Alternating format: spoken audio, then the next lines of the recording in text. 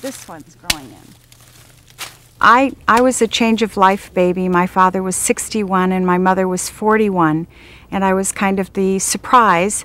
My brother and sister were both teenagers, and it was an interesting upbringing. My father was old from the time I was a little child, and he always was afraid he would die before I'd become an adult. But he lived and actually danced at my wedding, and then was able to also enjoy having 3 grandchildren. My parents are from Vitoli, which is a little village in what the province of Rumeli in Greece, and they eventually ended up in Cleveland, Ohio. My father came over when he was 13, and my mother came over when she was 20 when he went back to the village to marry her.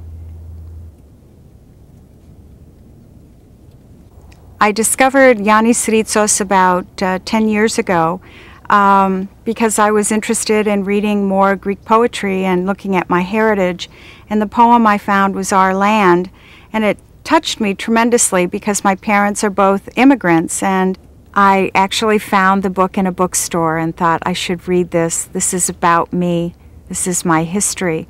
You know, I've read Shakespeare. I would read E.E. Cummings. I would look at all kinds of books, but I never read anything that directly related and touched my own life.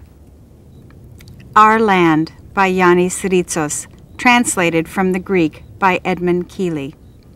We climbed the hill to look over our land, fields poor and few, stones, olive trees. Vineyards head toward the sea. Beside the plow, a small fire smolders. We shape the old man's clothes into a scarecrow against the ravens. Our days are making their way toward a little bread and great sunshine. Under the poplars a straw hat beams, the rooster on the fence, the cow in yellow. How did we manage to put our house and our life in order with a hand made of stone? Up on the lintel there's soot from the Easter candles. Year by year, tiny black crosses mark there by the dead, returning from the resurrection service. This land is much loved with patience and dignity. Every night, out of the dry well, the statues emerge cautiously and climb the trees. This poem brought back so many memories of the strength and the passion and the spiritualism that my parents both had. They had a very strong faith.